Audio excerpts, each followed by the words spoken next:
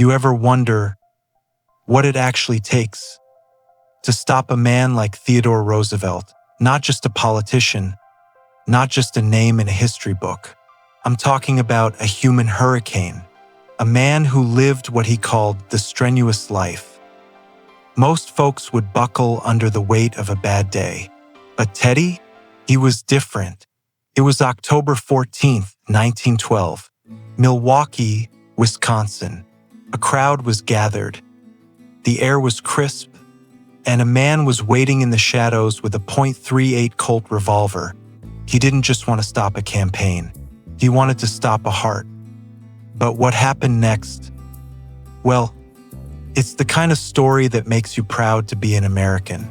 It's a story about a speech, a bullet, and a man who was just too stubborn to die. Now, if you remember your history, you know Roosevelt wasn't born tough. He was a sickly kid, asthma, weak. But he decided early on that he wasn't going to let life push him around. He built his body. He went out west. He became a cowboy, a deputy sheriff, a colonel. By 1912, he'd already been president for 2 terms.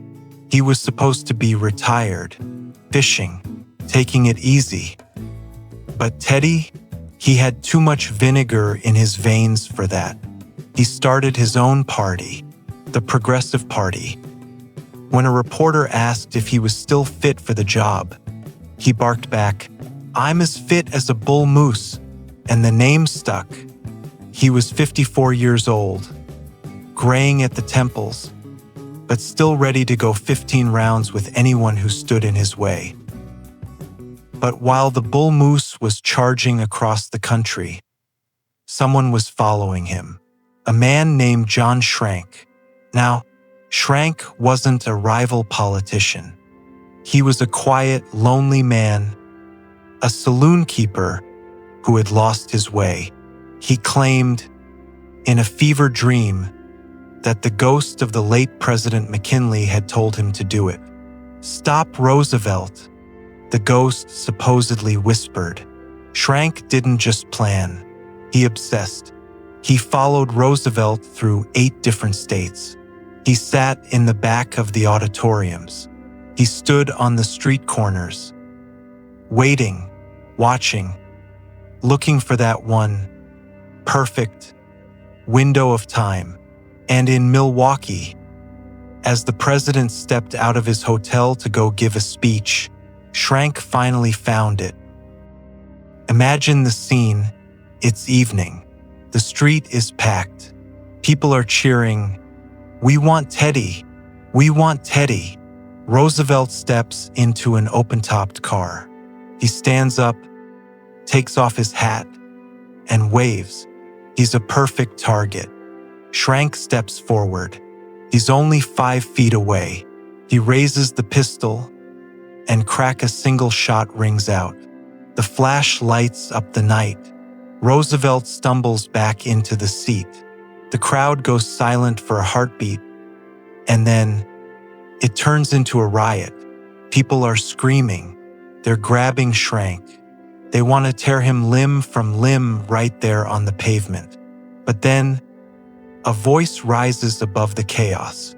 "Don't hurt him," Roosevelt shouts. "Bring him to me." Now, this is the part where most stories would end, with a president being rushed to the hospital. But not this one. Roosevelt looked down at his chest. His overcoat was torn. There was blood, dark and thick, staining his white shirt. But he didn't feel like a dying man. You see, TR had a habit. He wrote his speeches on long 50-page manuscripts, and he carried them, folded in half, in his breast pocket, right next to his heavy steel eyeglass case. The bullet had to travel through the overcoat, the steel case, and 50 pages of heavy paper before it ever touched his skin. It slowed the lead down, just enough to keep it from hitting his heart. It was a miracle, plain and simple. The doctors on the scene were frantic. "Mr. President, we have to get you to the infirmary." Roosevelt looked at them, coughed into his hand, and saw there was no blood in his spit. That meant his lungs were clear. "I'm going to give this speech," he said. He walked onto that stage in Milwaukee, his chest burning, his shirt soaked in red. He stood before 10,000 people, waited for the silence to settle, and then he said, "Friends, I shall ask you to be as quiet as possible. I don't know whether you fully understand that I have just been shot." The gasps from the audience, you could have heard them a mile away. He pulled out the manuscript, the one with the bullet hole clean through the middle, and he held it up for everyone to see. For the next 84 minutes, he spoke. 84 minutes. His aides were whispering to him from the wings, begging him to stop. His vision was probably blurring at the edges, but he stayed on his feet. He told the crowd, "It takes more than that to kill a bull moose." He spoke about the country. He spoke about duty. He spoke about the things that matter when everything else is stripped away. When he finally finished, he walked off that stage under his own power. Only then did he allow them to take him to the hospital. When the doctors took the x-rays, they were stunned. The bullet was lodged deep in his rib, and they made a choice, a strange one by today's standards. They decided it was safer to leave it in. Theodore Roosevelt lived the rest of his life with that piece of lead inside him. He joked about it later, saying he didn't mind it at all. It was just a reminder of a very busy evening in Milwaukee.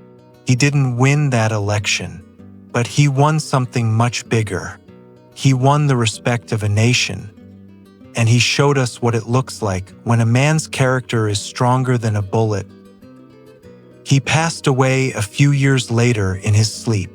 They say that when he died, the vice president at the time said, death had to take him sleeping, for if he had been awake, there would have been a fight.